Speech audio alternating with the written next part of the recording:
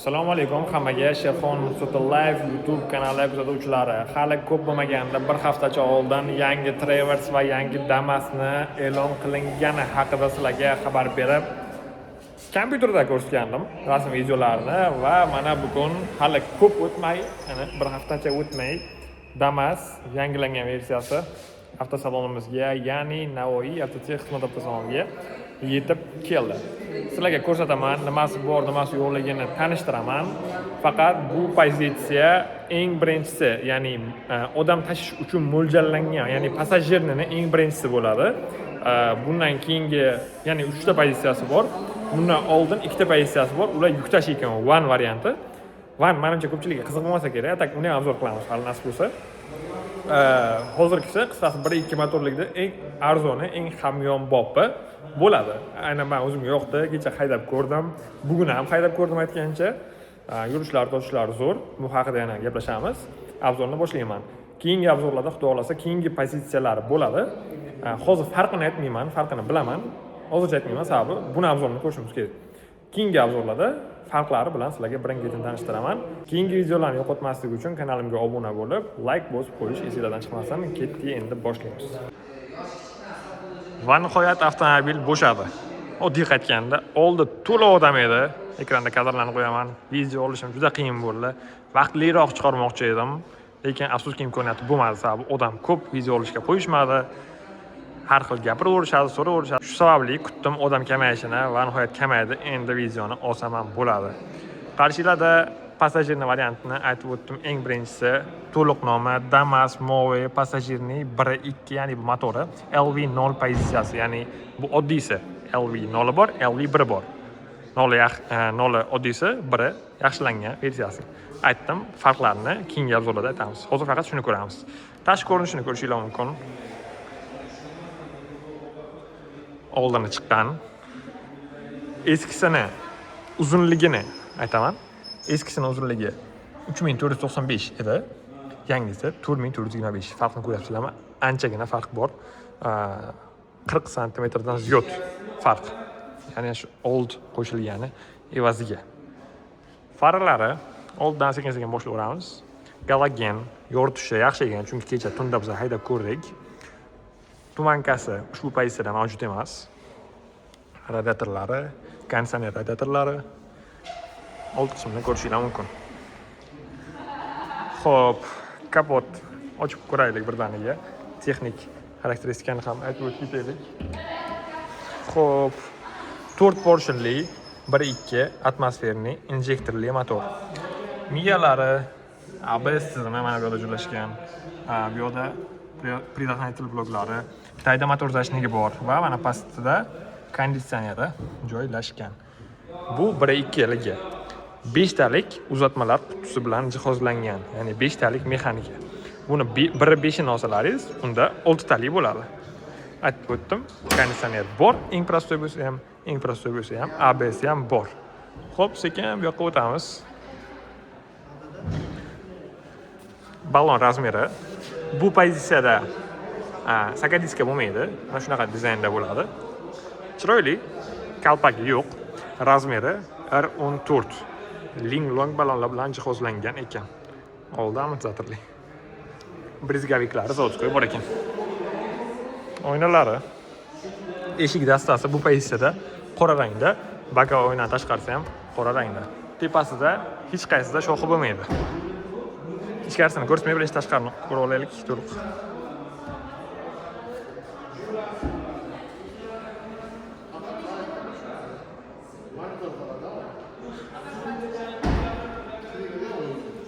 Qora matviy N400 yozuvi. Bu yoqda Move yozuvi. Hali bagaj ichiga yana alohida o'tamiz. Xo'p, unda boshlaylik ichkaridan. O'rindiqlari xuddi Cobalt'ni materialli variantidek. Men juda ham o'xshatdim. Yumshoqlik xuddi o'shanday, material ham xuddi o'shanday. Keyin kiyizib qo'yamiz bular. Mana ichi. Kalt qilsam edi.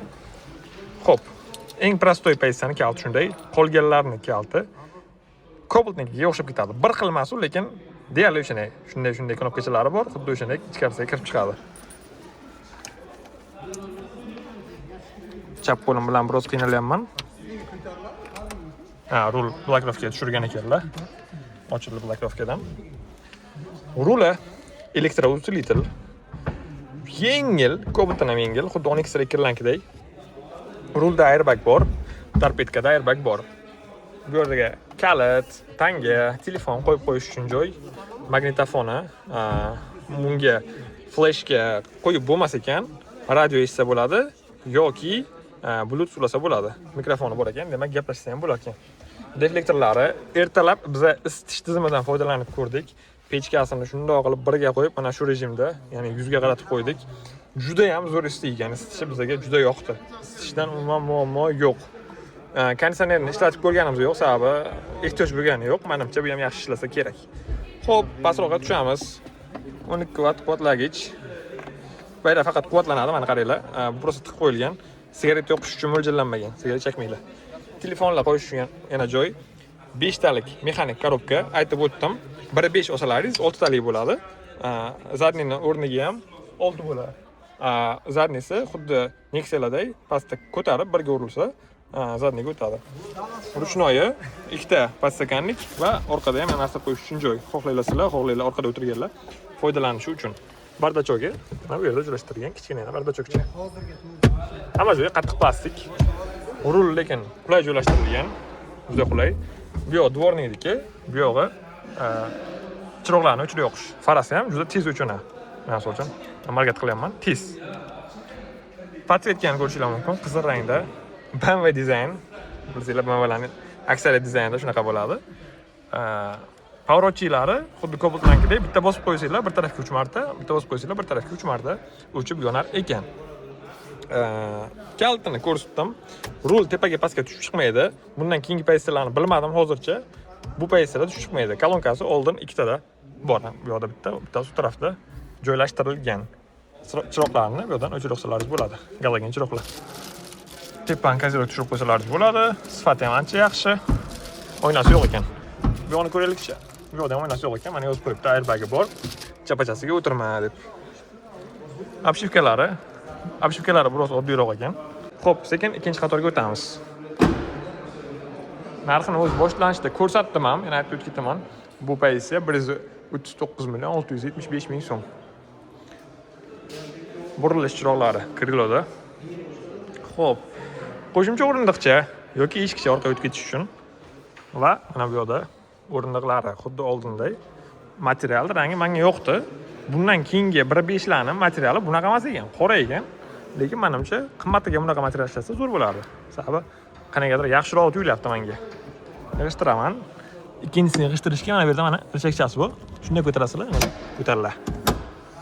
Mana shunday qilib qo'ysa bo'ladi. Bu odatda ishlatmasa ham bo'ladi, sababi bu yoqqa o'tirganlar uchun qulayroq ekan. Misol uchun o'tiraman. Mana oyog'im tekkani yo'q, bo'yim 1.85. O'ng qo'limni qo'yib mana bu yerga bar sifatida ana foydalansam bo'ladi. Qo'lni qo'yib qo'yishga. Juda qulay bo'ladi. Agar sizlar 3 kishiga ehtiyoj bo'lmasa. Xo'p, keyingi narsalardan oynasi. Oyna oxirigacha tushadi. Ko'rishingiz mumkin. Oxirigacha tushdi va mexanik boshqaruvda. Bundan keyingi pozitsiyada LV1 pozitsiyada oynalar elektronli bo'ladi. Xatirlik qilmanglar. Mexanический ekandek. Arzon pozitsiyada shunday. Bundan o'zi bitta kengisida LV1 da mexanический emas, elektronli old oynalar tushib chiqadi. Orqasi mexanический. Tushirib qo'yamiz. Blokirovkasi bor. Endi 3-qatorga o'tirib ko'ramiz. 2-qatorda kengligi bo'yicha hech qanday e'tiroz yo'q. Tepaligiga ham, pastiga ham. Asosiysi 3-qatorda ko'rishimiz kerak. Shu yerdan turib sekingina o'taman. Joyni ko'rishingiz mumkin. Eng bu tomonga o'tiray. Mana. Eng burchakka o'tirdim. Bo'yim 1.85. Yalpay o'tirgan yo'q. To'g'ri o'tiribman. Sal yalpay o'tirsam, oyog'im tegar-tegmas turibdi. Joylashish eski Damas'dan ancha keng, ancha yaxshi. Mana ko'rishingiz mumkin. Hozir kamerani aylantiraman va o'zim tomonni ham ko'rsataman. Xo'p, mana o'tirib oldim. Joyni ko'rishingiz mumkin. Shuncha joy bor, to'g'ridan ko'rsam yaxshiroq ko'rinishi mumkin. O'rtada ko'rsam yaxshiroq ko'rinishi mumkin. Joy tepada ancha bor va oyoq tomonimda ham mana joy bor. Bemalol o'tirsa, sal tegib turishi mumkin. Lekin to'g'ri o'tirsa agar umuman tegmaydi. Bu yoqqa ham, bu yoqqa ham. Tем более 1.85 man. Sizlar odatda bu pastroq odamlar o'tirsa, bemalol qiynalmay o'tiradi. Tем более 3 kishi ham bemalol qiynalmay o'tiradi. Oddiy Damas'ga 3 kishi qilib qolsa, bunda ancha kengash, komfortdan remen bor va oynacha havo aylanishi uchun ochish mumkin. Bu yerda eshik bor ekan. Bu yerda ochaylik. Mana bu ochib turibdi. Mana qilib qo'ysam bo'ladi. Mana yopildi. Mana ochildi. Havo aylanib turishi uchun qilib qo'ysanglar bo'ladi. Bu oddiy Damas'da asosiy yo'q edi. Eshiklarning ochilib yopilishi. Hamma eshikniki zo'r. Kuni bo'yi e'tibor berdim. Hali hech kim 2 marta ochib o'tgani yo'q. Ya'ni yopilmay qolib qaytib ochishgani yo'q. Kuzov sifati ham zo'r ekan. Qattiq. Mana bu ishlovlar yanada ham qattiq qilishga yordam beradi. Guli qancha ko'p bo'lsa, shuncha qattiqroq bo'ladi. Eshiklar yopilishi zo'r. Bak o'ng tomonda benzin tanlamaydi mana motor o'rnida. Va mana bu yerda dastakcha bor. Dastakcha yordamida bagajni ochishlar mumkin.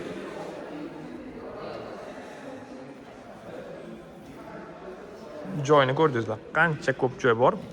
40-45 sm atrofida o'lchaganligicha. 3-qator o'rindiqlarni olib qo'ysanglar va shu joy bemalol bo'ladi. Olib qo'ymasalaringiz ham shunday ham joy ko'p. Mana bu yerda ham joy bor. Zinkani tagida. Va endi texnik tomonlama pastga o'tamiz. Sekin pastga tushamiz. Birinchi navbatda privodni ko'raylik. Orqa privod. Zapaska mana shu yerda va orqa resor. Resor amortizator bilan jihozlangan. Lekin haydab ko'rdik, yumshoq. Mana shunday yangi avtomobil. Mana oynasini ochib qo'yganimni ham ko'rishingiz mumkin. Aynan shu uchun bu yerda ham ochib qo'yaman. Bu taraf oynani ham ochib qo'yaman. Avtomobil bunaqasiga 22-23 sm enli eski Damas'dan. Balandligi ham 6 sm adashmasam baland. Balonlari katta-katta. Men xayolimga bitta narsa keldi, shu 14 razmer ekan, 15 razmerli Cobalt'ning diskasini qo'ysa qanday ketar ekan deb ko'rgandan birinchi xayolimga keldi-da. Menimcha yarashsa kerak. Fikringizni yozib qoldiringlar. Cobalt'ning shu yangicha diskasi qanday ketadi? Motor ancha tsixa ishlashi, soatda ishlayapti. Umuman ortiqcha ovoz yo'q. Shu yerda 1-2 mana haydab ko'rsam klientlarga, skorost ko'rib haydayapman, mashina ovozi umuman bilinmaydi. Deb yurib ketyapti deyishdi klientlar. Lekin men faktik yo'qib haydayotgandim. Ovozda shunchalik tsixa avtomobilda. Hali sekin-sekin deb ko'ramiz. Yillari 26. Hozircha shartnoma berish boshlangani yo'q. Shartnoma berish boshlansa albatta e'lon qilaman yana. Telegram, Instagram kanallarimda. Mana odamlar o'tirib ko'rishyapti. Orqaga ham 3 kishi o'tirib ko'rishdi. Yon tomonga ham, o'rta qatorga ham 3 kishi o'tirib ko'rishdi.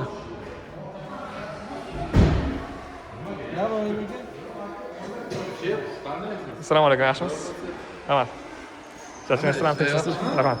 Assalomu alaykum. Buni kombisi yo'qmi? Yo'q, buni kombisi yo'q. Buni van varianti bor. Splashnoy yo'q. Splashnoy. Endi Chevrolet.uz saytida berilgan ma'lumotlarni bir filtr qilib chiqamiz. Yuritgich turi orqa, ya'ni orqa tortadi. O'rindiqlar soni 278. Tushuntirib o'tay, van ikkitalik 7 degani bundan keyingi LV1 mana bu ikkita pozitsiya 7 kishilik bo'ladi. Orqada anaqa mayda sidengacha bor-ku, u yo'q. Bu tomonda bitta bo'ladi, bu tomonda bitta bo'ladi. Xuddi kapitanskiy o'rindiq bo'ladi. Taxot reversalar kabi. Keyingisi uzunligi, kengligi, balandligi, g'ildiraklar bazasi, yoqilg'i bakining hajmi 45 litr ketar ekan. Yuk ko'tarish qobiliyati 650 kg. Oddiy Damas'larda yoki yuk to'shgan Damas'da, Labo'da adashmasam 550 yozilgan edi. Tormoz tizimi old disk, orqa baraban, bu oddiy holat. G'ildiraklar R14 razmerda, dvigatel atmosferniy, dvigatel hajmi, o'sha aytib o'tdim, 1.2 ligi, 1.5 ligi bor. Silindrlar soni 4 ta, 1.2 motorda ham 4 talik silindr. Maksimal ot kuchi quvvati 81 ot kuchi 1.2 motorda, 103 ot kuchi 1.5 motorda. 1.5 motorlik vaqt tez bo'lsa kerak, aynan shu ham tez ekan. 1.5, 105 ot kuchi zo'r bo'lsa kerak. Dalni yo'lda mazaqli haydasalar kerak olgan odamlar. Kurtash moment 120, 1.5 tiki 140. Uzatmalar qutisi MT5, MT6. rul boshqaruvi elektro kuchaytirgich, ya'ni elektrousilitel. Gidravlikadan ham keyingisi.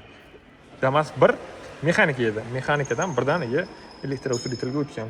Osma Old McPherson orqa nomustaqil resorli. Yonilg'i sarfi 6,5 deb berilgan kitob bo'yicha.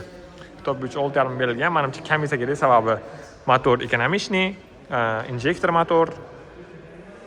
Agar 1.5 olsanglar, 1.5 rasxodi ko'proq bo'lishi mumkin desanglar, uni korobkasi 6 talik. Shuning evaziga rasxodi kamroq bo'lishi kerak. Hali sotuv boshlansa, albatta test qilib ko'ramiz, haydab ko'ramiz, fikrimizni albatta bayon qilamiz. Onyx Tracker'larni kim kanalimni eskidan kuzatsa, Angrenni haydab kelib necha litr benzin yeyishlarini ko'rsatganman. Bularni Angrenni haydab kelmasak ham, hatto shu yerlarda haydab test qilib ko'ramiz. Hali sotuvlari boshlangandan keyin. Pozitsiyalar bo'yicha sizlarga bitta qo'shimcha ma'lumot berib ketaman. O'zingizlar uchun bila olishinglar uchun. Qaranglar.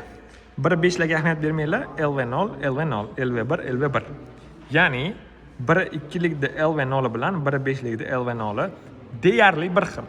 Deyarli, umuman farqi bo'lmaydi. 1.2 likda LV1 bilan 1.5 likda LV1 bir xil. Ya'ni 1.2 likni oddiysi zo'ri, 1.5 likni oddiysi zo'ri. Misol uchun hozir shu 1.2 ku, shuni 1.5 motorligi ham xuddi shunday bo'ladi. Men bitta ikkita farqini ko'rdim. Arqa lobovoyda spirali bor ekan, unda yo'q. Keyin 1.5 ligida materialning rangi, chexollanki bunaqa emas, qoraroq rangda ekan. Boshqa farqini men sezmadim. 1.5 nikini LV1larda ham shunday bo'ladi deb o'ylayman. Hozircha ko'rganim yo'q. Hali ularni ham ko'rgandan keyin albatta obzor qilaman. Bermoqchi bo'lgan ma'lumotlarim shulardan iborat edi. Sizlarga rahmat shu yergacha ko'rib kelganlaringiz uchun. Kerakli ma'lumotlar berdim degan umiddaman. Narxlarni kommentariyada, opisaniyada yozib qoldiraman. Telegram kanalim silkasini qoldiraman. Kirib qo'shimcha savollaringizni berishlaringiz mumkin. Kommentariyadan berishlaringiz mumkin. Video yoqqan bo'lsa, like bosib qo'yinglar, kanalimga obuna bo'lib qo'yinglar. Keyingi obzorlarda ko'rishguncha.